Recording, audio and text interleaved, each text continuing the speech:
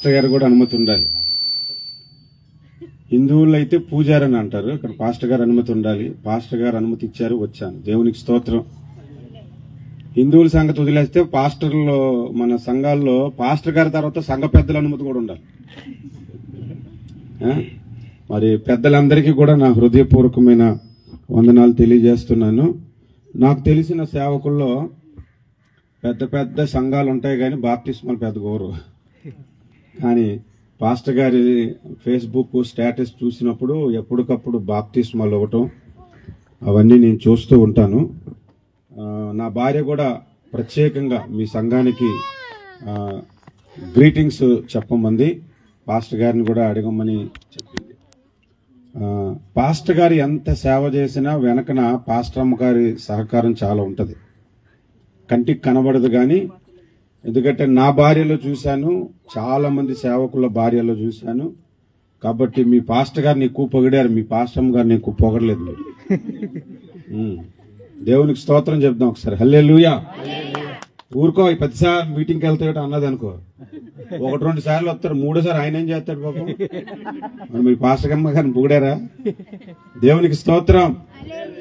ఒకసారి నేను సభకి వెళ్ళాను, ఈ రోజులాగే లేట్ అయింది.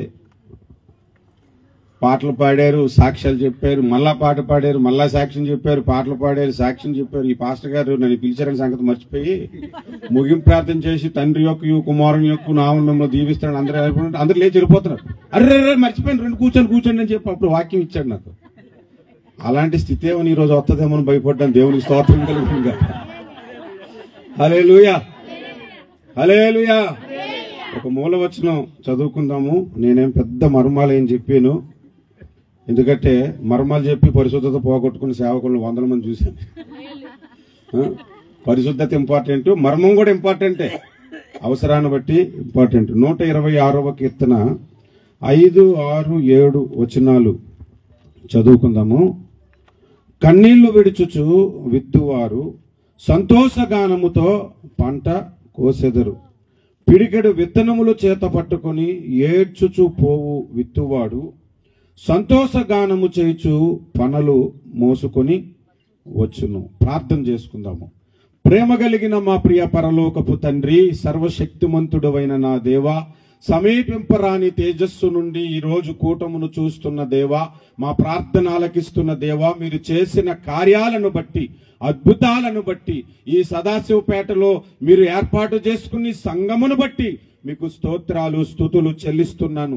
చదవబడిన పరిశుద్ధ వాక్య భాగములో నుంచి మీ ఆత్మచేత నన్ను నడిపించి మా అందరితో మాట్లాడమని యేసు నామమున ప్రార్థన చేస్తున్నాను పరమ తండ్రి. ఆమేన్, ఆమేన్. హల్లెలూయా, హల్లెలూయా. ఒకసారి హైదరాబాద్ నుంచి ఒక పాస్టర్ గారు సింగపూర్ దేశానికి వచ్చారు. అప్పటికి నాకు కూతురు పుట్టి 10 ఏళ్ళు అయింది. 2వ సంతానం కొరకు ఎదురు చూస్తున్నాము. సరే, మరి దైవ సేవకులు కదా అని ప్రార్థన చేయమన్నాం. అదే మీ పాస్టర్ గారి దగ్గరికి వస్తే ఖచ్చితంగా పుడతారమ్మా అని ప్రార్థన చేసి వెళ్ళుండేవాడు. ఆయన ప్రార్థన చేసి నాకు దేవుడు చూపించట్లేదు, నీకు 2వ సంతానం లేదన్నాడు. అన్న తర్వాత నా భార్య చాలా బాధపడింది. బాధపడితే మనుషులు చెప్పేది ఏంటిలే, మనం నమ్మిక ఉంచి ప్రార్థన చేద్దాము, నమ్ముట నీ వలనైతే నమ్మిన వానికి సమస్తం సాధ్యం అన్నాడని చెప్పి ప్రార్థన చేశాం. 2వ కుమార్తెను దేవుడు నాకు ఇచ్చాడు. హల్లెలూయా. నాకు 2వ సంతానం లేదని చెప్పింది మీ జిమ్రియే. సింగపూర్ వచ్చి మరి చెప్పాడు. మరి అయినా దేవుడు కార్యం చేశారు, అద్భుత కార్యాలు జరిగించారు.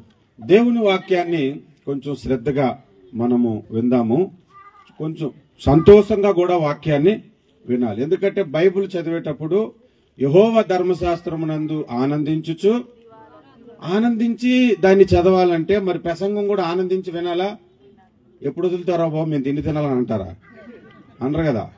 అందుకని మీరు సంతోషంగా దేవుని వాక్యాన్ని వినండి, శ్రద్ధగా దేవుని వాక్యాన్ని మీరు వినాలి. ఇక్కడ మనం వచనంలో చూస్తే 5 పార్టులుగా ఆ వచనాలను ధ్యానం చేద్దాం. మొదటి పార్ట్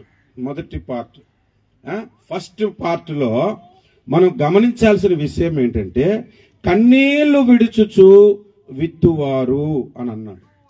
కొంతమంది ఏం చేస్తారంటే వారి జీవితంలో వాక్యము విత్తటం ఉంటుంది, కానీ ప్రార్థన ఉండదు.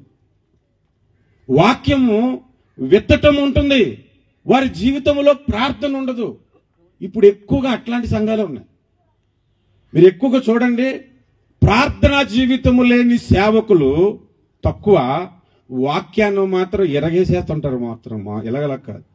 ఇంకా నా అంత ప్రసంగికుడు లేడన్నట్లుగా బిల్డప్లు ఇచ్చేవారు సోషల్ మీడియాలో చాలా మంది ఉన్నారు.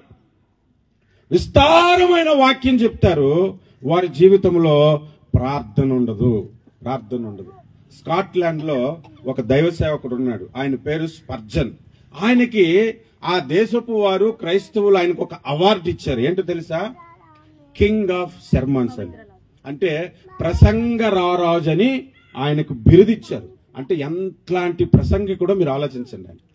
ఆయనకి ప్రసంగ రారాజు అని బిరుదిచ్చారంటే అతను మాట్లాడితే అద్భుతంగా మాట్లాడతారు. ప్రసంగం అయిపోయిన తర్వాత ఆహా ఓహో అనుకునే వాళ్ళు ఎక్కువ. అట్లాంటి ప్రసంగికుడు ఆయన 10 ఏళ్ళు జర్నీ అయిపోయింది. 10 ఏళ్ళు జర్నీ అయిపోయిన తర్వాత ఒక రోజు ఆయన ప్రసంగానికి 2 దంపతులు వచ్చారంట. అంత అద్భుతంగా వాక్యం చెబుతున్నాడు కదా, అక్కడికి వెళ్ళి విందామని వచ్చిన తర్వాత ఆ రోజు ఆరాధన అంతా అయిపోయిన తర్వాత వాళ్ళిద్దరు దంపతులు గ్రహించింది ఏంటంటే, ఈయన అద్భుతంగా వాక్యం చెబుతున్నాడు కానీ ఎవరికి మారు మనసు కలగటలేదు. ఏమర్థమైంది? అద్భుతమైన వాక్యం చెబుతున్నాడు కానీ ఎవరికి మారు మనసు కలగటలేదు. కారణం ఏమేంటదని దేవుని దగ్గర బ్రతిమలాడుకుంటే దేవుడు చెప్పాడంట, ఆ సేవకుడు వాక్యం బాగా చెప్తాడు కానీ ప్రార్థన చేయడం. ప్రసంగం అయిపోయిన తర్వాత తిన్నగా వెళ్ళి స్పర్జన్ గారు మీతో మాట్లాడాలి అని చెప్తే ఏం మాట్లాడారంటే, మీరు అద్భుతంగా ప్రసంగం చేస్తున్నారు కానీ నీ దగ్గరకు వచ్చిన వాళ్ళు ఎవరు కూడా మారు మనసు పొందరు, నీ దగ్గరకు వచ్చిన వాళ్ళు ఎవరు కూడా బాప్తిస్మాలు పొందరు అన్నారు. నిజంగానే ఆ మాటలు నేను చదువుతున్నప్పుడు ఒక పుస్తకంలో నాకు ఆశ్చర్యం కల్పించింది. చాలా పెద్ద మెగా చర్చెస్ ఉంటే బాప్తిస్మాలు ఉండవు, మారు మనసు ఉండదు, ప్రార్థనే ఉండదు అక్కడ. ఈయన ఆ మాట చెప్పిన తర్వాత నేను ఎంత ప్రసంగికుడిని, నాకు క్రైస్తవ కమ్యూనిటీ నుంచి ప్రసంగ రారాజు అని బిరుదు కూడా ఇచ్చారు నాకు అని ఆయన చూపించుకున్నాడంట. చూపించుకొని ఇంటికి వెళ్ళిపోయిన తర్వాత ఆయన మనసుకి వాళ్ళు చెప్పిన మాటలు బాధ కలిగించి, ప్రభువా నేను రోజు బైబిల్ చదువుతున్నాను, వాక్యం చదువుకుంటున్నాను, ఈ వచనానికి ఆ వచనం లింక్ పెట్టి అద్భుతమైన ప్రసంగాలు చేస్తున్నాను, నా దగ్గరకు వచ్చిన వాళ్ళకి ఎవరికి మారు మనసు కలగట్లేదా? అయితే ఈ రోజు ఆ దంపతులిద్దరూ చెప్పినట్లుగా నేను మోకరించి ప్రార్థన చేసి వాక్యం చెప్పడానికి వెళ్తాను అని 4 గంటలు కంటిన్యూగా ప్రార్థన చేశాడంట. 4 గంటలు ప్రార్థన చేసిన తర్వాత ఆ రోజు ప్రసంగానికి వెళ్తే ఒక్కడు కూడా ప్రసంగం బాగుందని చెప్పలే, కానీ కన్నీళ్లు పెట్టుకొని యేసయ్య గొప్పోడని చెప్పారంట. హల్లెలూయా, హల్లెలూయా. మీకు అర్థమై ఉంటుంది నేను చెప్పింది, అర్థమైందా? ప్రార్థన చెప్పి వాక్యాన్ని ప్రకటిస్తే దానికి ప్రతిఫలం మనం చూస్తాం. మన దగ్గర సబ్జెక్ట్ ఉంది కదా అని సబ్జెక్ట్ మాత్రమే చెప్పేసి నేను గొప్ప ప్రసంగికుడిని మార్కులు వేసుకొని వెళ్ళిపోతే, మిమ్మల్ని కితకితలు పెట్టి నవ్వించేసి వెళ్ళిపోతే అక్కడ మారు మనసు జరగదు. అందుకనే ప్రార్థన ఉండాలి. ప్రార్థన ఎట్లాంటి కార్యాలు చేస్తుందో మీకు ఒక చిన్న విషయాన్ని నేను చెప్తాను, మీరు శ్రద్ధగా వినండి. ఈ మధ్య కాలంలోనే నేను ఒక ప్రార్థనా కూటానికి వెళ్ళాను. పాంప్లెట్ లో నా ఫోటో చిన్నదేసి ఇంకొక స్పీకర్ వస్తున్నారు, ఆయనది పెద్దదేశారు. పెద్దదైతే నేనేం అడగను, నన్ను చిన్నదేశారు అది పెద్దదేశారని అడగను. ఆయన పాంప్లెట్ పంపించి మీరు పాంప్లెట్ చూడకని బాధపడకండి పాస్టర్ గారు, ఎందుకంటే మీరు చిన్నదేశాను ఫోటో అన్నాడు. పోనీ చిన్నదేస్తే ఏముంది, తప్పే ఉంది అన్నాను. లేదు, ఆ వచ్చే పాస్టర్ గారు నేను చాలా సీనియర్ పాస్టర్ని, నాకు చాలా సంఘాలు ఉన్నాయి, నేను చాలా పాటలు రాశాను, ఈయనెవడో కూడా పెద్దగా తెలీదు, ఆయన ఫోటో నా పక్కన అయితే నన్ను బట్టి ఆయన పబ్లిసిటీ అయిపోతాడు, ఆయన పెద్ద ఏదన్నాడంట నన్ను. మరి మిమ్మల్ని పిలిచాను, యూట్యూబ్ లో మీ వాక్యం వింటాను, మరి కాబట్టి మిమ్మల్ని పిలుచుకున్నాను కాబట్టి మరి తప్పక ఫోటో వేశాను ఆయనకి రిక్వెస్ట్ చేసి అని. తర్వాత ఆయన ఏం చేశాడు, ఆ రోజు ఆయనకు వాక్యం వద్దు, కావాలంటే చర్చిలో చెప్పించుకో, పబ్లిక్ సభలో చెప్పించొద్దని చెప్పాడట నన్ను. అందుకని నేనేం చేశాడు, నేను ఊరికి రాగానే ఊర్లోకి రాగానే రూమ్ ఇచ్చి చేసి, అయ్యా మీరు ఉదయం సర్వీసులో మాట్లాడండి, ఒక 50-60 మంది వస్తారు, సాయంత్రం సభలో 5,000 మంది వస్తారు, అక్కడ మీకు అవకాశం లేదు, మరి పాస్టర్ గారు ఒప్పుకోలేదు, సీనియర్ పాస్టర్ అన్నాడు. ఏమనంటే మనకేం చెప్తాను, నాకు ఎలాంటిదంటే 2 1000 మంది ఉన్నా అక్కడ యేసయ్య ఉంటాడు కాబట్టి నేను అక్కడికి వద్దాం అనుకుంటాను. దేవునికి స్తోత్రం, హల్లెలూయా. సరే, ఉదయం సర్వీస్ అయిపోయింది, ప్రార్థన చేసుకున్నాం. నా భార్య చాలా కన్నీళ్లు పెట్టుకుంది, బాధపడింది, వేదన చెందింది నా భార్య. అదేంటండి అంత తేడా చూపెడతారు సేవకుల్లోనే అని అంటే ఏం చేద్దాం? సరే ప్రార్థన చేసుకున్నాము. సాయంత్రం ఎలాగా నాకు మీటింగ్ లేదు కదా, చక్కగా కారు వేసుకుని పక్కన ఊరు ఉంటే చూడడానికి వెళ్ళిపోయాం. ఈలోగా పాస్టర్ గారు ఫోన్ చేశారు, అయ్యా మీరు వచ్చి వాక్యం చెప్పండి స్టేజ్ మీద. ఏమైందంటే మీరు అర్జెంట్గా ఎక్కడ ముందు వచ్చేయండి అని. ఎందుకంటే ఆ రోజు రావాల్సిన స్పీకర్ కారు ఎక్కడో చెడిపోయిందంట, 2 గంటలు రాలేకపోయింది. దేవునికి స్తోత్రం కలుగుతుంటాడు. అంత సభలో నేను వాక్యం చెప్పాను. ఆ తర్వాత ఎప్పుడుకో వచ్చి 4 మాటలు 4 కితకతలు పెట్టి వెళ్ళిపోయాడు. అందరు అన్నారు, ఏం ప్రార్థన చేసావో తెలీదు, మీరు మాట్లాడిన ప్రతి మాటకు కూడా మా విశ్వాసాలు ఇష్టపడ్డారయ్యా, రేపు మీకు ఖాళీ అయితే రేపు కూడా మా దగ్గర వాక్యం చెప్పండి అని 1 రోజు పొడిగించుకుని వాక్యం ఇచ్చారు. మన దగ్గర సబ్జెక్ట్ ఉంటే సరిపోదు, ప్రార్థన ఉండాలి. ఇది ఒక గుంపు. ఇప్పుడు ఈ గుంపు ఏంటంటే వాక్యం చెప్తారు, ప్రార్థన ఉండదు. కానీ వీళ్ళు ఉన్న పెద్ద ప్రాబ్లం ఏంటో తెలుసా? రాత్రంతా ప్రార్థన చేసినట్లుగా ముఖం పెడతారు, ఉండదు ప్రార్థన. మేము రాత్రంతా ప్రార్థన చేసామన్నట్లుగానే మాట్లాడతారు, ప్రార్థన జీవితము ఉండదు. మా సంఘంలో అండి, నేను రక్షణ పొందిన సంఘంలో మొదట్లో ఆల్ నైట్ ప్రేయర్లకి మేము వెళ్ళేవాళ్ళం. వెళ్తే అందరూ మోకరించి ప్రార్థన చేశారు కదా, 11 ఆ టైంలో. ఆల్ నైట్ ప్రేయర్ అంటే ఏంటి? ఇప్పుడంటే స్టైల్ గా ఆల్ నైట్ ప్రేయర్లు మధ్యాహ్నం రాత్రి 12 గంటలతో అయిపోతున్నాయి, కానీ ఇప్పుడు స్టైల్ గాను. అప్పుడులో మా ఆల్ నైట్ ప్రేయర్లు అంటే ఉదయం 6 గంటల తర్వాత బయటకు వెళ్ళాలి. సరే, 11 గంటలకి అందరూ మోకరించి ప్రార్థన చేస్తుంటే గుర్ర కనబడుతుంది. అందరు ఇలా చూసుకుంటున్నారు, ఎక్కడా గురక అని. తీరా చూస్తే పాస్టర్ గారు మోకరించి, పాస్టర్ గారు చూసి ఎక్కడ పాస్టర్ గారిని తప్పు అనుకుంటారని అంటుంటుంటే ఆయన లేచి, నా దర్శనం అంతా పాడు చేసేసావు నువ్వు అని అన్నాడు అన్నమాట. అని కవర్ చేసుకుంటున్నాడు దాన్ని. ఏమని? మీకు తెలుసా, అలా ప్రార్థన చేసి పడుకుంటూ పోతే దేవుని ఒళ్ళో పడుకున్నట్లు ఉంటది అని అన్నాడు. అంతే, నెక్స్ట్ ఆల్ నైట్ అందరూ దేవుని ఒళ్ళో పడుకున్నారు 11 గంటలకి. ప్రార్థన చేయటం రాకపోయినా ప్రార్థనా పరుణని ముద్రేసుకుంటున్నారు కొంతమంది. నీ ప్రార్థన రహస్యముగా గంటలు ఉంచు, కొద్ది సమయమే దేవుని మాటలు మాట్లాడు. ఇప్పుడు నేను ఇక్కడ వాక్యం చెప్పడానికి ఎన్ని గంటలు ప్రయాణం చేసి వచ్చాను? ఎంతసేపు చెప్తాను? ఎన్ని గంటలు ప్రయాణం చేసి 2 గంటలు ప్రసంగం చేస్తామేంటి? మీరు ఉంటారేంటి? ఇంకోసారి వస్తారేంటి? ఆయనకే చెప్పేస్తారు, ఇంకెప్పుడు పిలవద్దండి ఆయన. అన్ని గంటలు ప్రయాణం చేసుకుని వచ్చి కనీసం 1 గంటన్నా ప్రార్థన చేయకూడదు, ఇక్కడ నించుంటే బాగుంటుందా నేను?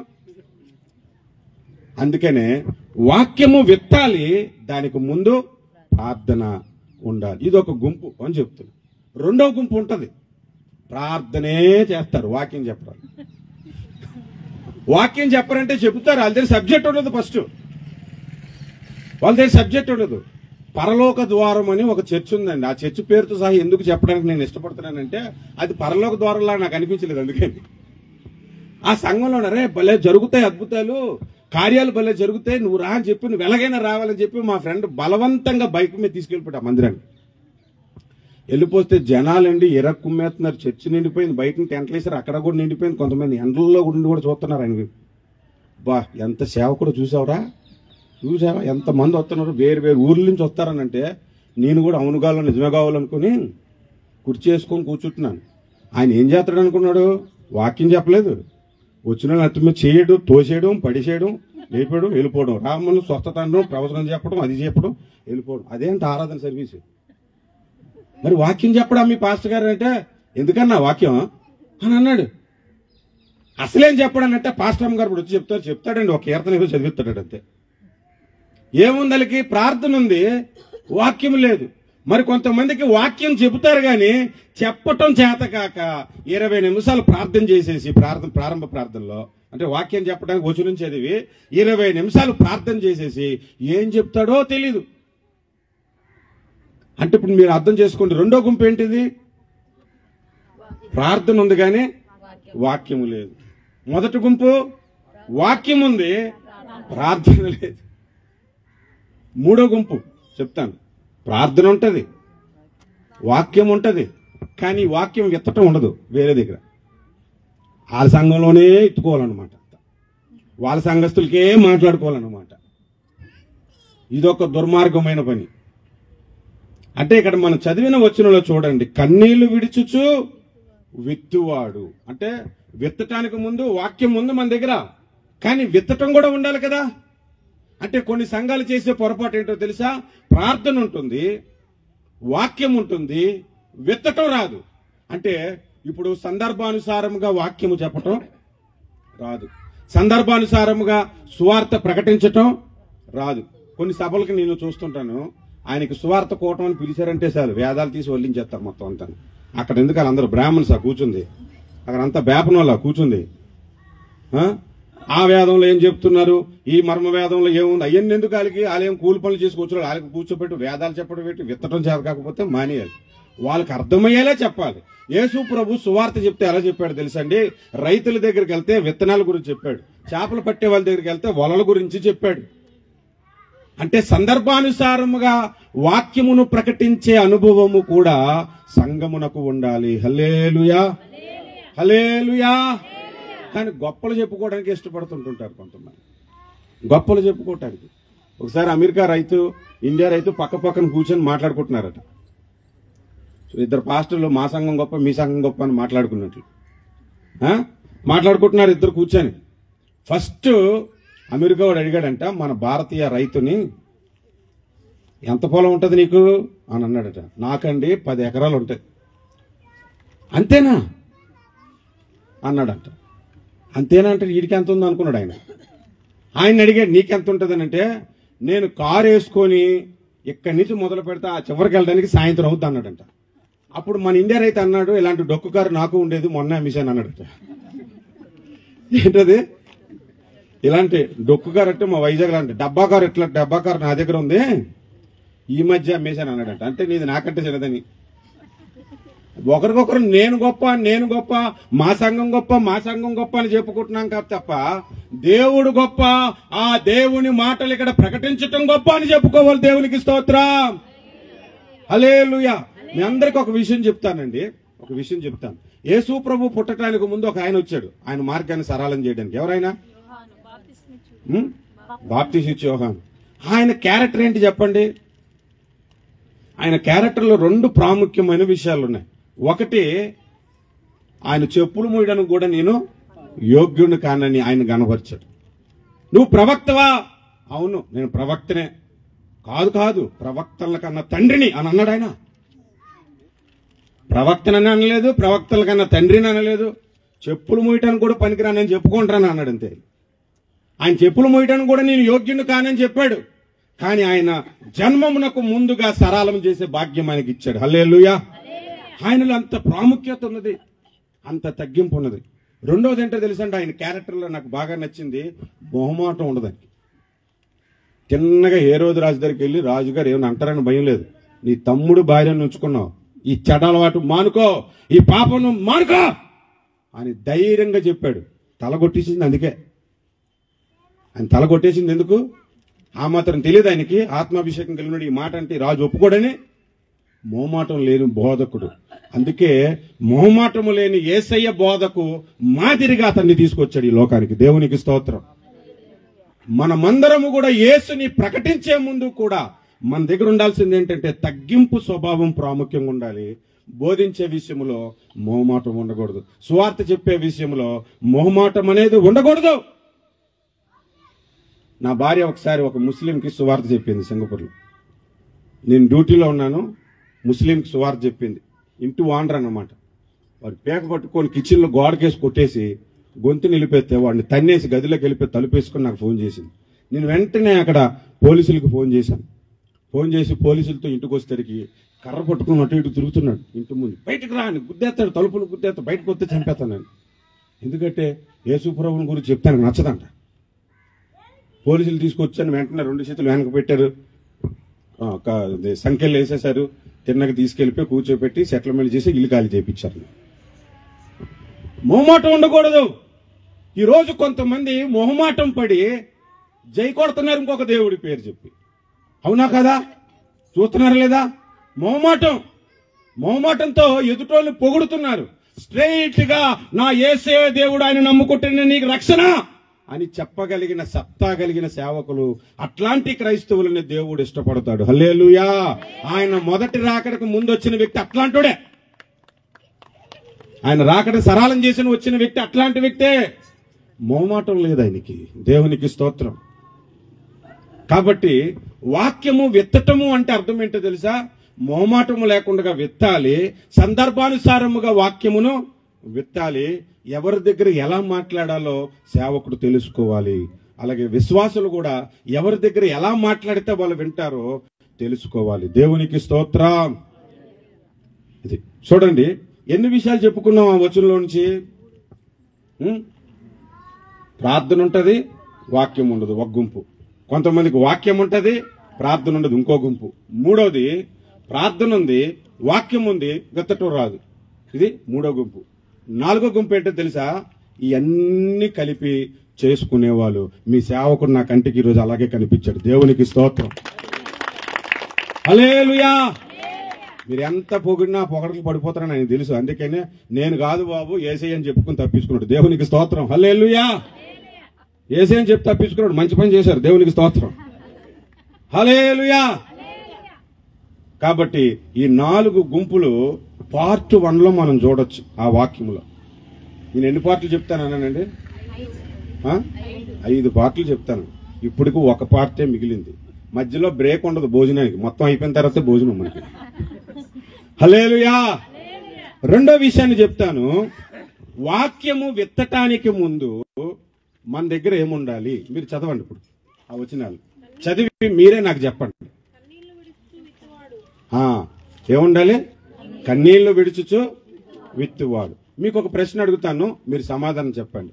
మీలో ఎవరికైనా హెల్త్ బాగోకపోతే అతడు సంఘ పెద్దల దగ్గరికి వెళ్లి నూనె రాయించుకొని ప్రార్థన చేయించుకోమన్నాడా, లేకపోతే ప్రార్థన చేసిన నూనె తీసుకొచ్చి ఆయనకు రాయమన్నాడా? ప్రార్థన చేసుకున్న నూనె తీసుకొచ్చి రాయమన్నాడా, లేకపోతే నూనె రాసి ప్రార్థన చేయమన్నాడా? నూనె రాసి చేయమన్నాడు. ఎక్కడైనా నూనె అమ్ముకోమని చెప్పాడా? దానికి రేటు పెట్టమని చెప్పాడా? ముందే ప్రార్థన చేస్తాను తీసుకెళ్లి రాసి అని చెప్పాడా? ఏమన్నాడు? ఆ మాట ఎందుకు రాశాడు తెలుసా? సంఘ పెద్దలారా, మీరు ప్రార్థన చేసి పంపించేకండి, మీరు అక్కడికి వెళ్ళండి, రోగి దగ్గరికి ముందు వెళ్ళి నూనె రాయండి, ఆ తర్వాత ప్రార్థన చేయాలి. అంటే నేను ఆర్డర్ చెప్తున్నాను, ఆర్డర్. ఇప్పుడు వాక్యం చెప్పిన తర్వాత ప్రార్థన చేయాలా, చెప్పక ముందు ప్రార్థన చేయాలా? వాక్యం వినటానికి వచ్చిన మీరు వినటానికి ముందు ప్రార్థన చేయాలా, విన్న తర్వాత ప్రార్థన చేయాలా? వినక ముందు ప్రాముఖ్యము, విన్న తర్వాత కూడా ప్రాముఖ్యమే. ప్రకటన చేయకముందు ప్రాముఖ్యము, ప్రకటించిన తర్వాత ఫలింపు కొరకు ప్రార్థన చేయుట ప్రాముఖ్యము. హల్లెలూయా. హల్లెలూయా. ఫలింపు కొరకు కూడా ప్రార్థన చేయాలి. అంటే మనం నేర్చుకోవలసినటువంటి విషయం ఏంటో తెలుసండి. విత్తటానికి ముందు మనం ఏం చేయాలి? పార్ట్ 2లో ఏం చేయాలంటే మన దగ్గర ప్రార్థన ఉండాలి. ప్రార్థన ఉండాలి. దేవునికి స్తోత్రం. హల్లెలూయా. కొంతమందికి ప్రార్థన అంటే ఏంటో తెలుసండి. పొలం కొనుక్కోవడానికి ప్రార్థన, ఇల్లు కొనుక్కోవడానికి ప్రార్థన, కారు కొనుక్కోవడానికి ప్రార్థన. ఈ మధ్య ఒక ఆమె యూట్యూబ్ లో ప్రార్థన చేసిందంట. చీపురు పట్టుకొని తుడుస్తుందంట. చెయ్యి కందిపోయిందంట. చెయ్యి కందిపోతే, ప్రభువా చెయ్యి కందిపోయింది ఏంటి అని అంటే, నువ్వు చీపురు పైన పట్టుకున్నావమ్మా, కాస్త కిందన పట్టుకొని చెప్పాడంట దేవుడు. ఈమె కింద పట్టుకోగానే వాపంతా తగ్గిపోయిందంట. ఈ కింద ఉన్న ఏరు పప్పలందరూ చప్పట్లు కొట్టేస్తాను. అదండి ప్రార్థన. ఇంకొక ఆమె ప్రార్థన చేసిందంట. యూట్యూబ్ లో పెడుతుంటే లైక్స్ అన్ని చూస్తే నాకు మెంటలో చేతుంటుంటది ఒక్కోసారి. ఇంకొక ఆమె ఏమని ప్రార్థన చేసింది? ప్రభువా ఇంట్లో ఎలుకలు తిరుగుతున్నాయి, నువ్వు నాకు ఎలాగైనా కనికరించి ప్రభు అంటే ముసుగు జారిపోతుంటే ముసుగేసుకుని అంటుంటే దేవుడు అద్భుతంగా పిల్లిని పంపించాడు, చప్పట్లు కొట్టండి అని అందరు. ఇదండి ప్రార్థన. ఉదయాన్నే లేచి ప్రార్థన చేయలేకపోతున్నాను ప్రభువా అని నేను ప్రభువుని అడిగితే, దేవుడు మా బెడ్ కింద నల్లులు పెట్టాడండి. 4 గంటలు కొడుతున్నాయంట, 12 గంటలు కొట్టట్లేదు, టైం చూసుకొని కొడుతున్నాయి అవి. ఇదండి ప్రార్థన. మోకరించి దేని కొరకు ప్రార్థించాలంటే, 1 కొరింథీ పత్రిక 15వ అధ్యాయము 19వ వచనం చూడండి. మీరు చదివితే దేని కొరకు ప్రార్థించాలో మీకు అర్థమైపోతుంది. 1 కొరింథీ పత్రిక 15:19లో ఈ జీవితకాలం మట్టుకే మనము క్రీస్తునందు నిరీక్షణ ఉంచిన ఎడల మనుషులందరికంటే దౌర్భాగ్యులమై ఉందుము అని అన్నాడు. అంటే పౌలు చెబుతున్న మాటలు మనం గమనిస్తే ఈ జీవితము ఒకటి ఉంది, మరణం తర్వాత ఇంకొక జీవితము ఉన్నది. దేని యందు నిరీక్షణ ఉంచమన్నాడు? యువతల జీవితానిక, అవతల జీవితానిక? అవతల జీవితానికి, మరణం తర్వాత జీవితాన్ని మీద నిరీక్షణ ఉంచమన్నాడు. అప్పుడు మన ప్రార్థన ఎలాగుండాలి? మరణం తర్వాత జీవితం కొరకు ప్రార్థన చేయాలి. మరణం తర్వాత కూడా మనం సంపాదించుకునేది ఏదైనా ఉందంటే ఆత్మల సంపాదన అక్కడ కనబడుతుంది. హల్లెలూయా. మరణం తర్వాత కూడా మనం ప్రతిఫలం పొందుకునేది ఏదైనా ఉందంటే క్రీస్తు నిమిత్తం మనం పడే శ్రమలు దానికి ప్రతిఫలం పరలోకంలో కనబడతాయి. మరణం తర్వాత కూడా మనం ప్రతిఫలం పొందుకునే భక్తి జీవితం ఏదైనా ఉందంటే అదేంటో తెలుసా? లేని వారికి నువ్వు సహాయం చేస్తే పరలోకంలో నీ బహుమానం అధికమవును అన్నాడు. హల్లెలూయా. దాని కొరకు ప్రార్థన చేయండి. ఆత్మల సంపాదన కొరకు ప్రార్థన చేయండి. దైవ సేవకులు ఏసన్న గారితో నాకు చాలా సంబంధం ఉంది, బాగా పరిచయం. ఆయనతో ఒకసారి 2 గంటలు మోకరించి జ్యోతిర్మయుడు పాట ఆయనతో పాడాను. 2 గంటలు ఒక పాటే పాడాడు. 2 గంటలు ఒకే పాట ఆయన దగ్గర మోకరించి పాడితే నేను భూమి మీద ఉన్నానా పరలోకంలో ఉన్నానా అనిపించింది నాకు. తెలుసా? నేను భూమి మీద ఉన్నానా పరలోకంలో ఉన్నానా అనిపించింది. ఆయన ఎలా పాడాడంటే, నా పరలోకపు తండ్రి. ఆయన ప్రభువుని పిలుస్తూ ఉంటే గుండె ఎదిరిపోయిందండి నాకు ఆ రోజు. ప్రభువుగానే ఇక్కడ ఉన్నాడా? అలా పిలిచాడు ఆయన. నా పరలోకపు తండ్రి వ్యవసాయకుడా, నా పరలోకపు తండ్రి వ్యవసాయకుడా, నీ సరలోని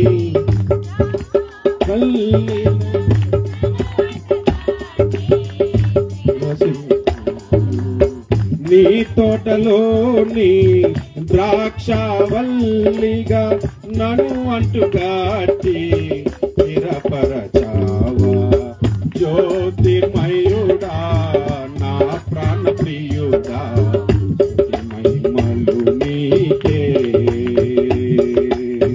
జ్యోతిర్మయుడా నా ప్రాణ ప్రియుడా, మహిమలు నీకే.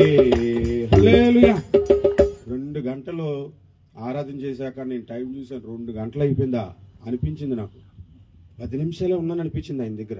ఒక మహిమ అయిపోయిందండి ఆయనతో అప్పటి ఆరాధన చేస్తా. నేను ఆ ఎక్స్పీరియన్స్ ఆయన దగ్గర పొందుకున్నా. ఆ రోజు నాకు ఆయన ఒక విషయం చెప్పాడు, బ్రదర్ ఎవరైనా మన దగ్గరికి ప్రార్థనకు వస్తే దేని కొరకు ప్రార్థన చేయాలి కరెక్ట్గా చెప్పు అని అడగాలి. ప్రార్థన చేయండి అని తలపెట్టేస్తాడు, మనసులో ఒకటి అనుకుంటాడు. ఈ కుమారుడికి కోరిక సిద్ధింప చేయను గాక అని 20వ వచనం చదివేశామనుకోండి, వాడు ఏం కోరుకుంటాడో మనకు తెలియదు. కొంపదీసి ఎఫ్ఐఆర్ కోరుకున్నాడు అనుకో, తెలియదు కదా అని ఆయన నాకు ఒక విషయాన్ని చెప్పారు. నా దగ్గరికి ఒక బ్రదర్ వచ్చాడు, బైబిల్ తెచ్చేలా పెట్టి, అన్న దీని మీద చేతులుంచి ప్రార్థన చేయని అన్నాడంట. దేని మీద? బైబిల్ మీద.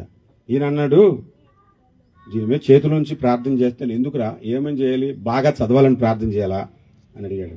అలా కాదు, నువ్వు దాని మీద చేతులుంచి ప్రార్థన. ఎందుకు నేను బైబిల్ మీద చేతులుంచి ప్రార్థన చేయాలి? బైబిల్కి ఏమైనా కడుపు నొప్పా అని అడిగాడు. లేదన్నా, నువ్వు ప్రేయర్ చేయాలి. లేదు, దానికి ఏమైనా బాగుండట్లేదు ఈ మధ్య, నువ్వు నాకు కరెక్ట్గా చెప్పు, నేను ఎందుకు బైబిల్ మీద చేయించి ప్రార్థన చేయాలి చెప్తా. నువ్వు ప్రార్థన చేస్తే నేను ఇక్కడ నుంచి వెళ్ళను, నువ్వు ప్రార్థన చేయి అంతే అన్నాడంట. నువ్వు ఎందుకు ప్రార్థన చేయాలో చెప్పకపోతే నేను నీకు ప్రార్థన చేయనంతే అన్నాడంట. అప్పుడు ఆయన భార్య వచ్చాను, ఏమీ లేదయ్యా, లాటరీ టికెట్ కొని బైబిల్లో పెట్టాడు, అందుకే మీ చేతులు ఉంచమంటున్నాడు. ఏం పెట్టాడు బైబిల్లో? లాటరీ టికెట్ పెట్టాడు. జ్ఞానవంతుడు కాబట్టి ప్రార్థన చేయలేదు.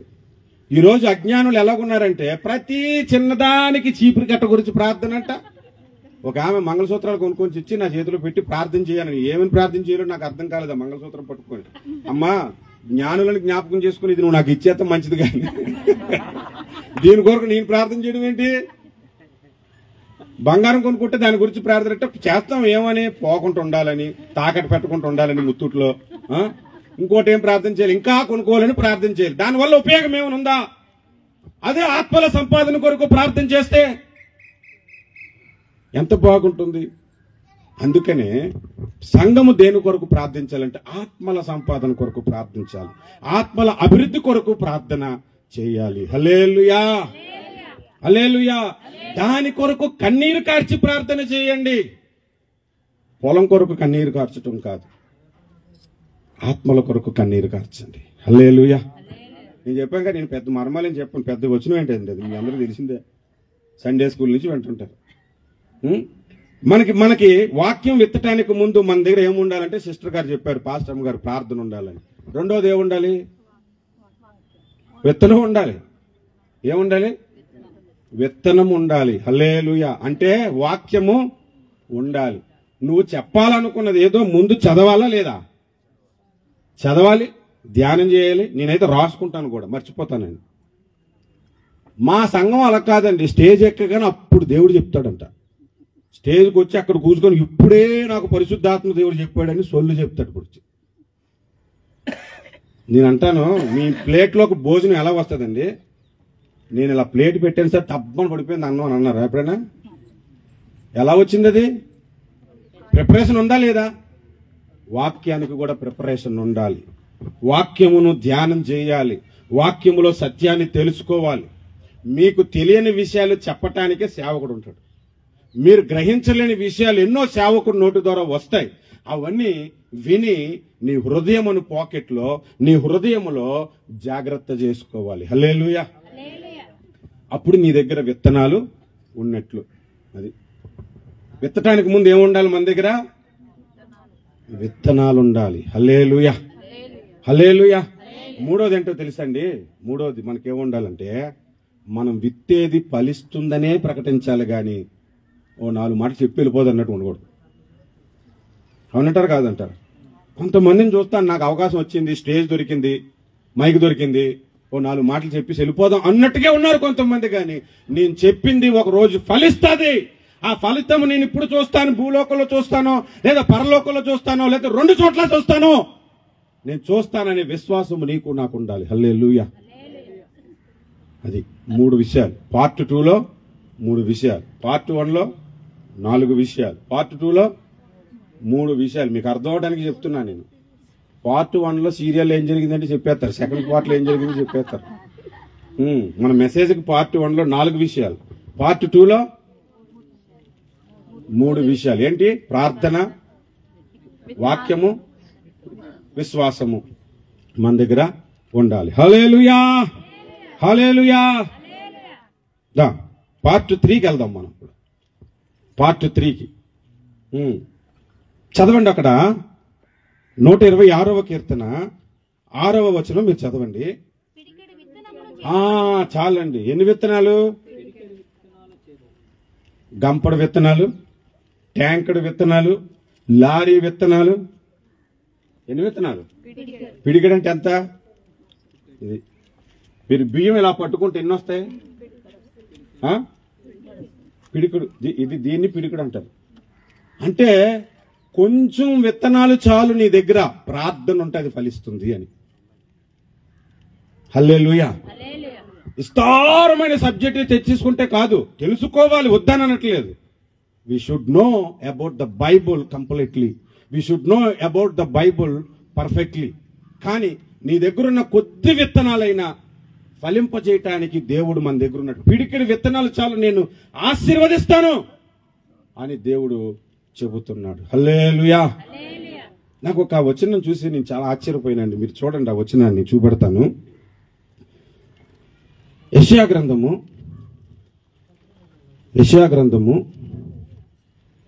5వ అధ్యాయము 10వ వచనం చూడండి. 10 ఎకరముల ద్రాక్ష తోట ఒక కుంచెడు రసం ఇచ్చును. చాలండి. ఎన్ని ఎకరాలు? ఎన్ని ఎకరాలు? అది 10 ఎకరాలు అంటే ఎలా ఉంటుంది మీకు తెలుసు కదా. ఎకరానికి 4000 చదరపు మీటర్లు. 10 ఎకరాలంటే మనం ఇక్కడ నించొని అట్నుంచి ఫోటో తీయమంటే మనం పడతామా? చాలా పెద్దది. ఎంత ప్రతిఫలం ఇచ్చింది? కుంచెడంటే ఎంత?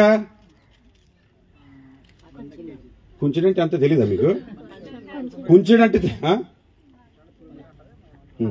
ఒక్కొక్క దగ్గర ఒక్కొక్క లెక్కలు ఉన్నాయండి. కుంచెడంటే మామూలుగా కొద్దిగా ఒక జగ్గుతో తీసినంతే, అంతే, కొంచెమే, ఎక్కువ కాదు. నేను నెట్లో చెక్ చేశాను ఈ వచనం మీద, కుంచెడు అనే దాన్ని బైబిల్లో ఏమని ఉందని. అంతా తిరిగి చూస్తే 100 లీటర్లు 150 లీటర్ల కంటే ఎక్కువ లేదంట. 150 లీటర్లు అంటే ఇప్పుడు మీరు ఆలోచన చేయండి, ద్రాక్ష తోట ఎంతండి? 10 ఎకరాలకు అంతేనా వచ్చేది? ఇంకెక్కువ రావాలి. కానీ దేవుడు ఎలాగిస్తానంటున్నాడు? పిడికడు ఉంటే ఎంత ఇస్తానంటున్నాడు?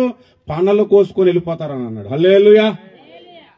దేవుని ఆశీర్వాదం లేకపోతే అది మెగా చర్చ్ అయినా అక్కడ కుంచెడే.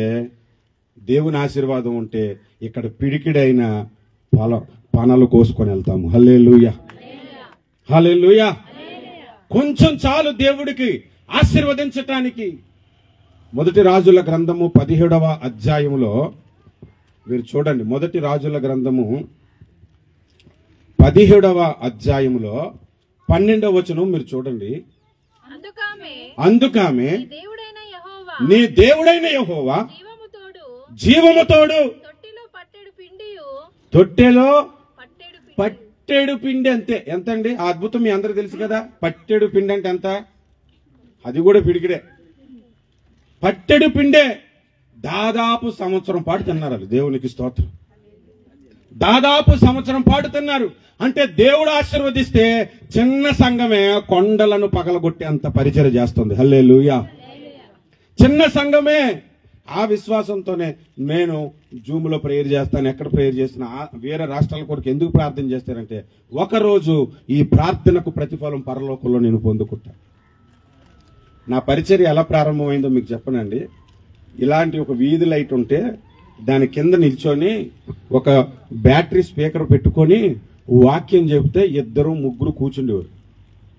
2-3 వర్షం వచ్చినా తడుస్తూ అన్నారు కదా అయ్యగారు. కనీసం 50 సార్లు పైగా వర్షంలో తడిసి వాక్యం చెప్పాను. దేశం కాని దేశంలో నేను అలా వాక్యం చెప్తే 2-3 4 500 మంది అయ్యారు. నాకు సింగపూర్లో 500 మంది అయ్యారు. ఒకరోజు ఒక బ్రదర్ అన్నాడు, అన్నా మీరు ఇంత అద్భుతమైన వాక్యం చెబుతున్నారు, మీరు ఇక్కడ ఈ సింగపూర్ దేశంలో ఉండిపోకూడదు, మీ పరిచర్య వేరే దగ్గరికి వెళ్ళాలి, అనేకులు చూడాలి అని యూట్యూబ్ అని కొత్తగా వచ్చిందని 2009లో యూట్యూబ్ ఛానల్ ఓపెన్ చేసి అందులో నా మెసేజ్లు పెట్టాడు ఆయన. నాకు తెలియదు ఎలా అప్లోడ్ చేయాలి, ఆయన నేర్పించాడు. అందులో పెట్టిన తర్వాత నాకు దుబాయ్ పిలిచాడు దేవుడు. దుబాయ్కి వెళ్ళాను, షార్జాకి వెళ్ళాను, హాంకాంగ్కి వెళ్ళాను, చైనాకి వెళ్ళాను, ఇండియాకి వచ్చాక కూడా కొన్ని రాష్ట్రాలకు వెళ్ళాను. నాకు పెద్ద సంఘం ఉందనుకుంటున్నారా? పిడికడే దేవుడు ఆశీర్వదించాడు. హల్లెలూయా. పిడికడే దేవుడు ఆశీర్వదిస్తాడు. హల్లెలూయా. దేవుడికి పెద్ద పెద్దవి తీసుకొచ్చే అవసరం లేదండి. నీ దగ్గర ఉన్నది కొంచెం చాలు, ఆశీర్వదిస్తాడు. నేను వాక్యం విషయంలో చెప్పాను పిడికెడు వాక్యం అని. పిడికెడు కొంచెమే నీ దగ్గర ధనం ఉండొచ్చు, దేవుడు దాన్ని ఆశీర్వదిస్తాడు. మీ ఇంట్లో కొంచెమే ఉండొచ్చు, దేవుడు ఆశీర్వదిస్తాడు. నేను ఇటీవల కాలంలో నేను నా భార్య యూట్యూబ్ ఛానల్లో సూపర్ న్యాచురల్ ప్రోగ్రామ్ ఒకటి వస్తుంది, అమెరికా వాళ్ళు, అంతా ఇంగ్లీష్లోనే వస్తుంది. అది అంటే సూపర్ న్యాచురల్ పాస్టర్స్ అని ఉంటుంది అన్నమాట. అందులో పరిశుద్ధాత్మ భాషలో మాట్లాడే వాళ్ళ గురించి, వాళ్ళ అనుభవాల గురించి చెప్తుంటే నేను వింటాను. ఎందుకంటే అది విన్నప్పుడు విశ్వాసం పెరుగుతుందని విశ్వాసంతో వింటాను నేను. ఒక ఆమె ఇంట్లో ప్రార్థన చేసుకుంది, భార్యకి ఫోన్ చేశాడట భర్త, మంచి సేవకురాలు ఆమె. ఫోన్ చేసి నేను ఇంటికి 4 అనాథ పిల్లల్ని తీసుకొస్తున్నాను, వాళ్ళకి ఈరోజు భోజనం పెడదాము అందంట. పెడదామని చెప్పాడంట. 4 అంటే వెళ్ళి ఫ్రిడ్జ్లో చూస్తే కొంచెం చికెన్ ఉంది, తర్వాత కొంచెం బ్రెడ్ ఉంది. ఆ బ్రెడ్ చీజ్ రాసి పెట్టి చికెన్ ఫ్రై చేసి పెట్టింది. 4 నా భార్య, నా భర్త, నేను, మొత్తం 6గురికి ఇది సరిపోద్ది, ఇంతకంటే కొనుక్కోవడానికి లేదు. వాళ్ళేం పెద్ద స్థితి కూడా కాదు, పేదలే. వండి టేబుల్ మీద పెట్టి కాలింగ్ బెల్ కొట్టగానే తలుపు తీస్తే 19 మందిని తీసుకొని వచ్చాడు లోపలికి. తీసుకురాగానే ఈమెకేం చేయాలో తెలియట్లేదు. వంటగదిలోకి వెళ్ళి, ప్రభువా నేను నా భర్త తినం, కానీ ఆ పిల్లలకైనా సరిపోవాలి కదా అని భర్తను పిలిచి చెప్పిందంట. అయ్యో నేను చాలా పొరపాటు చేశాను, 4 అని చెప్పి 19 మంది చెప్పాను, ఇంట్లో లేదంటే తెచ్చుకోవడానికి డబ్బులు లేవు, ఏం చేయాలో తెలియలేదు. సరే కొద్దిగా పెడదాంలే అని చెప్పి ఒకరికి వేయటం మొదలు పెట్టిందంటే 2 చిక్కులు ఇందులో మళ్ళీ అలాగే కనబడుతుంది, ఇంకొకరికి వేయటం మొదలు పెట్టిందంటే అలాగే కనబడుతుంది. అందరికి వేసిన తర్వాత పంచనీళ్ళు ఇద్దరికి ఫుల్గా కడుపు నిండా తినడానికి కూడా వచ్చింది. ఎంత అద్భుతం అండి. యూట్యూబ్లో ఒక ఆయన సాక్ష్యం ఉంటుంది, ఆయన పేరు సుబ్బయ్య. మన ఆంధ్ర తెలంగాణలో పేర్లు పెట్టుకుంటే సుబ్బయ్య అని పెడతారు, తమిళనాడులో సుబ్బయ్య అని పెడతారు. ఆయన తమిళనాడుకి సింగపూర్ దేశానికి సేవకు వచ్చాడు. వచ్చినప్పుడు ఒకరోజు ప్రార్థన చేసి దేవుడిని అడిగాడంట, ప్రభువా నాకు తినడానికే సరిగ్గా ఉండదు, కడుపు నిండుగా అన్నం కూడా తినలేకపోతున్నాను, నా పిల్లలకు పాలు కూడా కొనలేకపోతున్నాను, ఇంట్లో గ్యాస్ అయిపోయింది, ఎలా నేను నీ దగ్గరికి సేవకు రాగలను అని అంటే ప్రభు అంటున్నాడంట, నా యందు విశ్వాసం ఉంచని. విశ్వాసం ఉంచంటే ప్రతి దానికి నువ్వు నాకేమిస్తావో చెప్పు అని అనరు అని అనుకున్నాడు. ఈలోగా భార్య చెప్పింది, ఏంటి పిల్లలు స్కూల్ నుంచి ఇంటికి వస్తే ఆకలి అంటారు, ఏదో ఒకటి చేసి బయటికి వెళ్ళి ఏదో చిన్న పనైనా చేసి ఒక $2 తెచ్చి వాళ్ళకి బ్రెడ్ కొని ఇవ్వండి అని అంటే, ఈయన కళ్ళంటే నీళ్ళు వచ్చి ఏం చేయాలో తెలియక బయటికి వెళ్ళి కొద్దిగా డబ్బులు ఫ్రెండ్స్ దగ్గర అడిగి కావలసిన బియ్యం అన్ని కొనుక్కొని తెచ్చాడు. ఆన్ చేస్తే గ్యాస్ లేదు. ఇప్పుడు గ్యాస్ కొనుక్కోవాలంటే దానికి ఇంకా డబ్బులు కావు. ఏం చేయాలో తెలియట్లేదు. భార్య వచ్చేసింది, పిల్లలు వచ్చేసారు, ఆకలి అంటున్నారు, గ్యాస్ లేదని అంటుంది. ఈయన తిన్నగా వంటగదిలోకి వెళ్ళాడంట, సిలిండర్ ఎక్కడ ఉంది అన్నాడంట. అదిగా అక్కడ ఉందంటే ఆ సిలిండర్ని బయట తీసుకొచ్చాడు.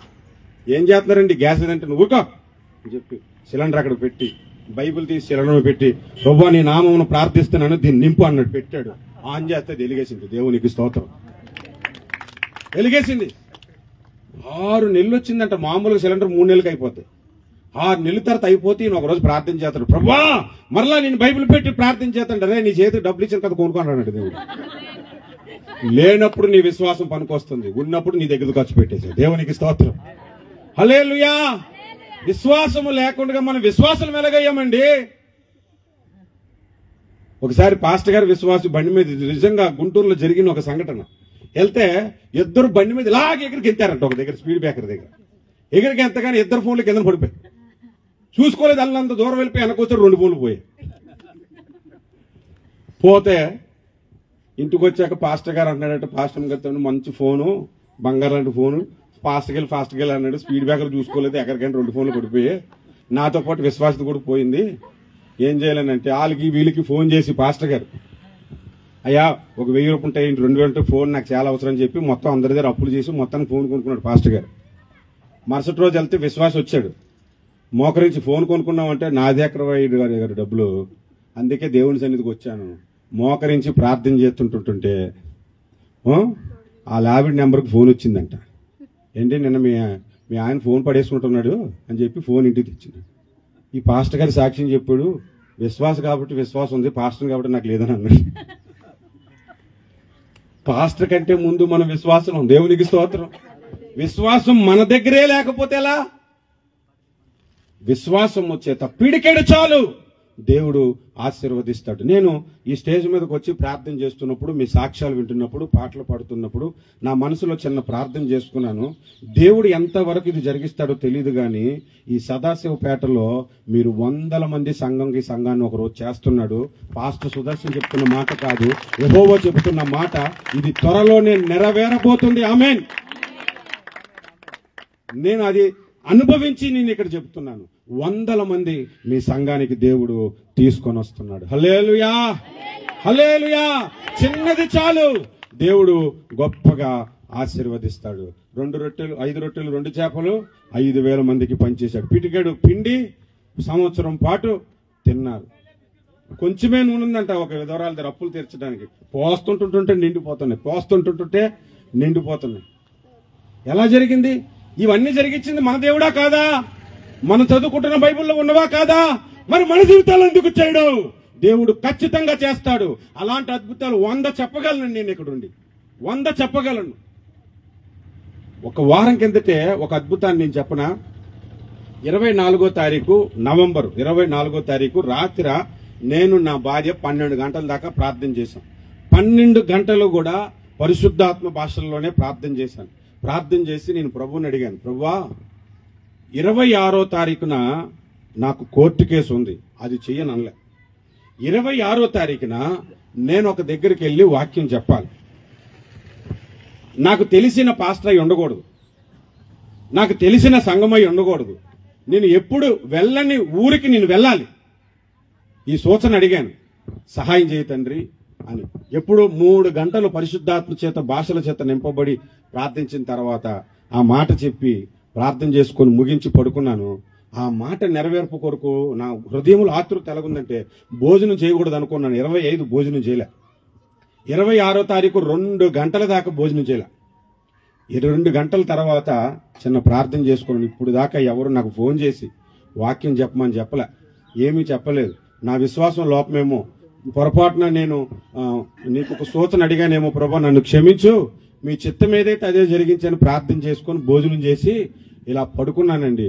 ఒక ఆయన ఫోన్ చేశాడు, బ్రదర్ యూట్యూబ్లో మీ మెసేజ్ విన్నాను, చాలా బాగుంది అని అన్నాడు.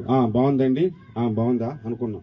మా చర్చిలో 30 రోజులు ఉపవాస కోటాలు జరుగుతున్నాయి, మీరేమైనా వస్తారా అని అంటే, ఎప్పుడు రమ్మంటారా అని అడిగాను. ఎప్పుడు రాగలరు అని అడిగాడు. మీరెప్పుడు రమ్మంటారు అని అన్నాను. యాక్చువల్ అండి ఈ రోజు ఒక స్పీకర్ని పెట్టుకున్నాం, ఆయనకు బాగోలేదంట, రాడంట, ఈరోజు వస్తారా అని అన్నాడు. ఎందుకు రాము, దేవుడు పంపించిన తర్వాత. హల్లెలూయా.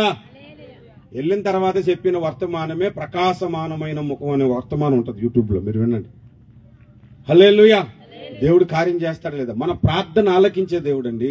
మీ దగ్గర కొద్దిగా ఉంది, చిన్న పని చేసుకుంటున్నాను, రిక్షా తొక్కుంటున్నాను, ఆటో నడుపుకుంటున్నాను, ఇవి కాదు. మన దేవుడు గొప్పవాడు. ఒక దైవ సేవకుడు చెప్పాడు, నువ్వు మీటింగ్ పెట్టాలనుకున్నా, దేవుని కార్యం చేయాలనుకున్నా, నీ జోబులో డబ్బులు చూడొద్దు, దేవుని జోబులో డబ్బులు చూడు. బాగా ఉన్నాయి ఆయన దగ్గర, అవునా? దేవుని దగ్గర బాగా ఉన్నాయి. హల్లెలూయా. అది పార్ట్ 3 ముగించుకున్నామా. ఎప్పుడు వదులుతారో నాయన మీ తిండి తినాలి. ఇప్పుడు పార్ట్ 5 వరకు చెప్తా అన్నాడు, 3 పార్ట్లకి ఎంత అయింది. పార్ట్ 4కి వెళ్దాము దయచేసి. పార్ట్ 4కి మలాకి గ్రంథము 3:10 మీరు చదవండి. మలాకి గ్రంథము 3:10. నా మందిరములో ఆహారం ఉండినట్లు 10వ భాగమంతయు మీరు నా మందిరపు నిధిలోనికి తీసుకొని రండి.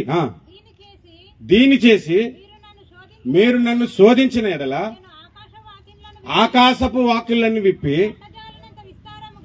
ఇక్కడ చాలండి, మీకు అర్థమైపోద్ది. దేవుడు మనకి ఎంత ఇమ్మన్నాడండి?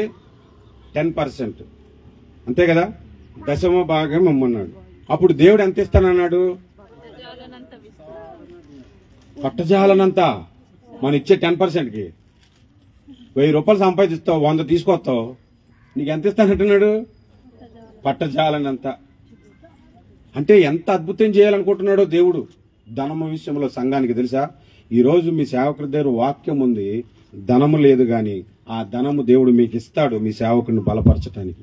ఆ 10వ భాగం నమ్మకంగా తండి. ఈ సదాశివపేటలో ఒక్క సంఘం కాదు, ఇంకో 10 సంఘాలైనా మీరు కట్టగలుగుతారు చుట్టుపక్కల ప్రాంతాల్లో.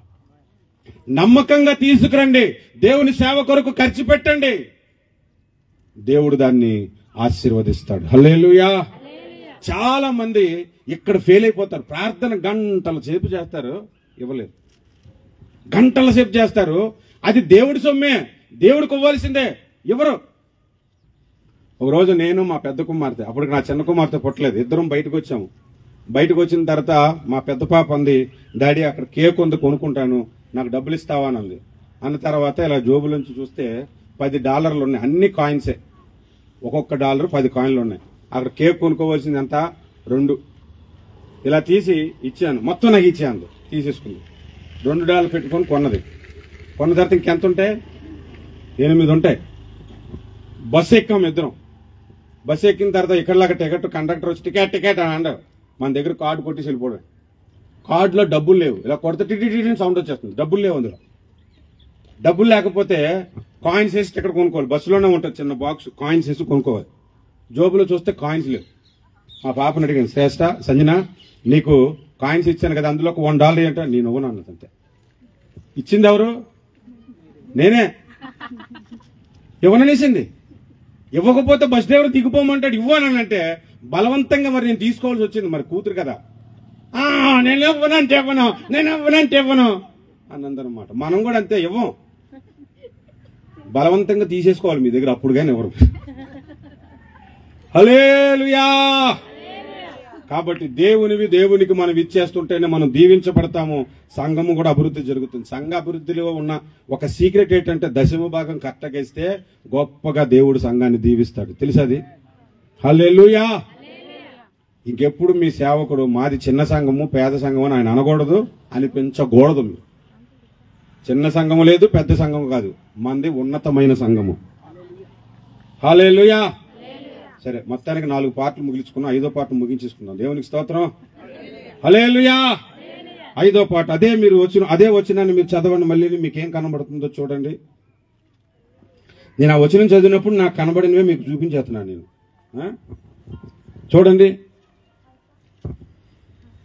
పిడికెడు విత్తనముల చేత పట్టుకొని ఏడ్చుచూ పోవువాడు ఏం గానము చేయను? హల్లెలూయా. అంటే ఆఖరిలో ఏముంటుందో తెలుసా? మనం ప్రతిఫలం పొందుకున్న తర్వాత స్తుతి ఆరాధన ఉంటుంది దేవునికి.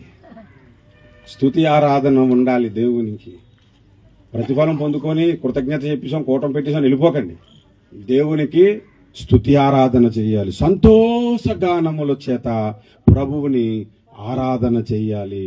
అంత సంతోషాన్ని నీకు దేవుడు ఎక్కడ తెస్తున్నాడంటే నువ్వెక్కడ మొదలు పెట్టావు తెలుసా? కన్నీటి ప్రార్థన దగ్గర మొదలు పెట్టావు.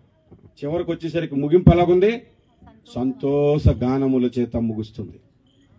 కొంతమంది సంతోష గానముల చేత మొదలు పెట్టి ఆఖరికి ఏడ్చుకుంటున్నారు. అవునా కాదా? యేసు ప్రభు పుట్టినప్పుడు ఎక్కడ పుట్టాడండి?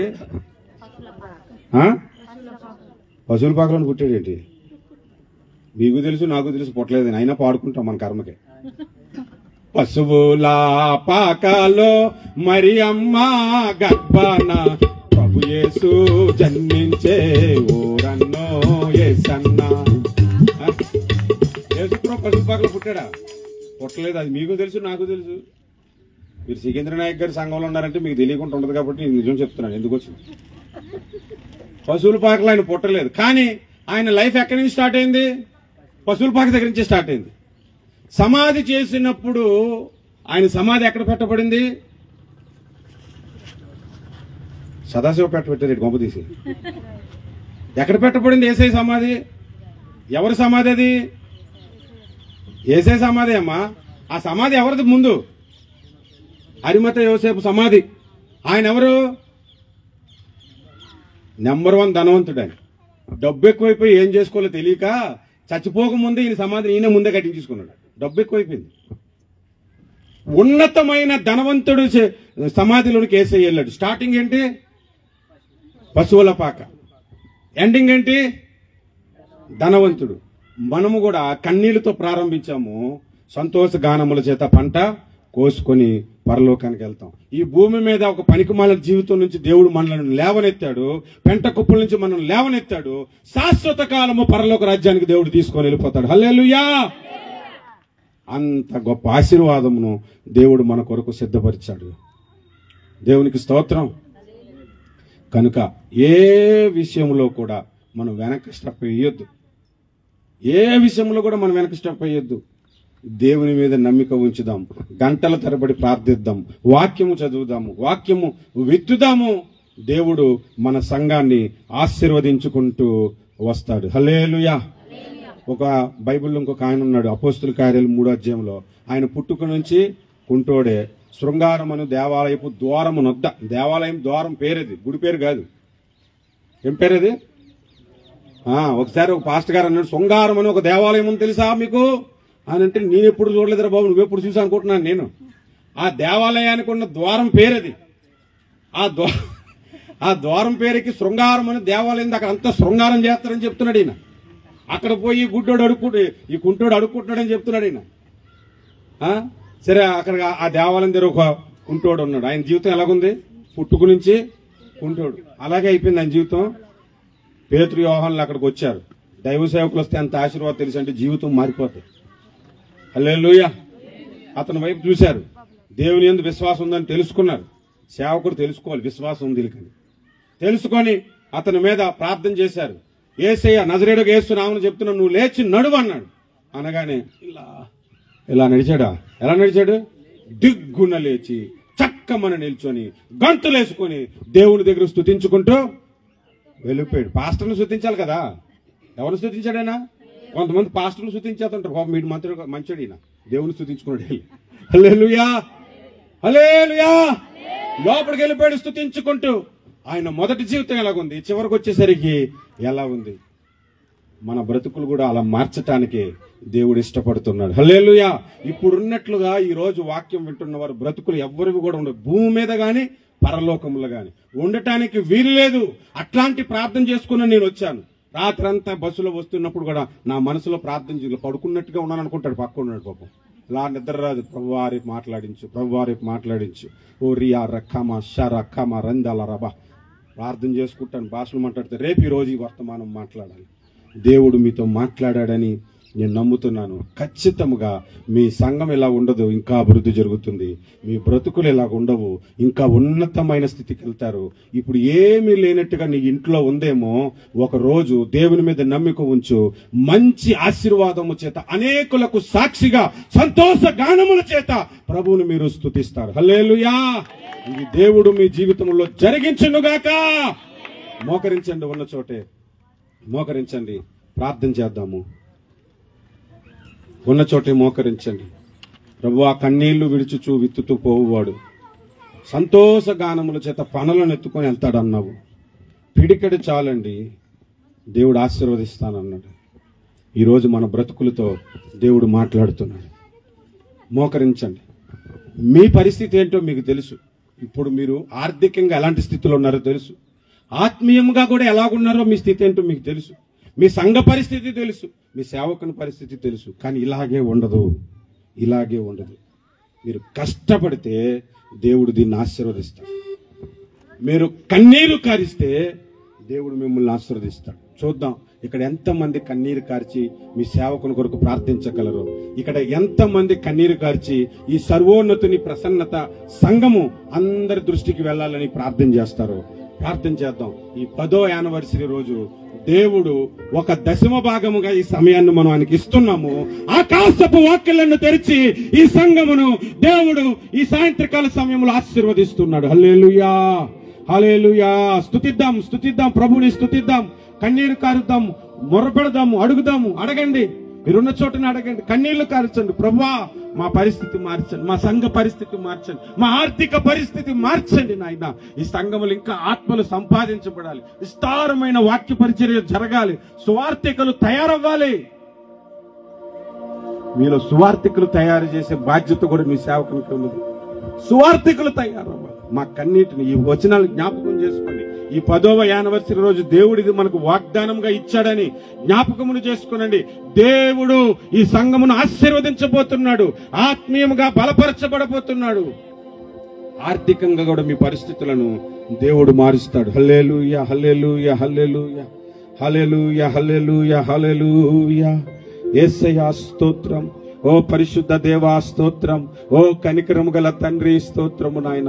ఈ సర్వోన్నతుని ప్రసన్నతను మినిస్ట్రీస్ మీద ఇదిగో సియోనులో నుండి మీ హస్తమును చాపండి, సియోనులో నుండి మీ హస్తమును చాపండి.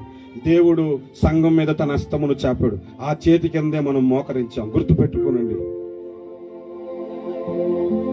We are kneel down under the wings of God. దేవుని రెక్కల క్రింద మనం మోకరించాం, టెంట కింద కాదు. పక్షిరాజు వలైన రెక్కలు చాపి మనలను చూసి మనలను చేర్చుకుంటున్నాడు. మన ప్రార్థన ఆయన దగ్గరికి నేరుగా ధూపం వలె వెళ్ళిపోతుంది. వర్షము వలె ఆశీర్వాదం మన మీదకి దిగి వస్తుంది. నీ కన్నీరు వృధా కాదు సహోదరుడా, నీ కన్నీరు వృధా కాదు. ఏడువు, దేవుడి సన్నిధిలో ఏడువు, బ్రతిమలాడు. ఎంత బ్రతిమలాడాలంటే, ప్రభువా నేను ఇలా ఉండకూడదు. రోజుకి 24 గంటలండి. ఒక్క గంట దేవునికి మనం అప్పగించుకోలేమా? విశ్వాసులు మీకే దేవుడు మాట్లాడుతున్నాడు. ఒక్క గంట దేవునికి నీ పరిచర్ని, నీ సమయాన్ని అప్పగించుకో. మీ పరిస్థితి మారకపోతే చెప్పండి. 7వ క్లాస్ చదివానండి నేను, తెలుగు మీడియము. అది కూడా తెలుగు సరిగ్గా చదవటం రాదు. అనేక దేశాలకు తీసుకెళ్లాడు, ఆర్థికంగా బలపరిచాడు, ఆరోగ్యపరంగా బలపరిచాడు, అనేక రీతిలుగా నన్నే వాడుకుంటున్నాడు. ఒక చదువులేని వాడిని మిమ్మల్ని వాడుకోడా? దేవుడు మిమ్మల్ని బలపరచుడా? విశ్వాసము కోల్పోవద్దు. విశ్వాసముతో ప్రభువుని అడుగు, మొర్రపెట్టు. ప్రేమ కలిగిన మా ప్రియ పరలోకపు తండ్రి, నీ సన్నిధిని మోకరిస్తున్నాం నాయన. ఇదిగో నీ పాదాలు చెందుకు వచ్చాం ప్రభువా. ఈ పరిచర్య మీది, ఈ సంఘము మీది. ఈ సంఘములో మేము పనివారము మాత్రమే. కనికరించండి, ఈ సంఘమును దీవించండి, విస్తరింపచేయండి. ఈ పిడికెడు విత్తనాలను మీరు ఆశీర్వదించండి. సంతోష గానములతో మేము వెళ్ళాలి. ఇక్కడ ఉన్న వారి ఆర్థిక జీవితాలు బాగుపడాలి నాయన. ఒకరికి అప్పిచ్చేవారుగా చేయండి నాయన. ఒకరి జీవితాన్ని మార్చేవారుగా చేయండి. అనేకులను నీ యొద్దకు నడిపించే స్వార్థికులను ఈ సంఘములో మీరు లేవనెత్తండి. నీ సేవకుల మీదకి అపోస్తుల అభిషేకము పంపండి, ఏలి అభిషేకము పంపండి, యెహెజ్కేల్ అభిషేకము పంపండి. హల్లెలూయా.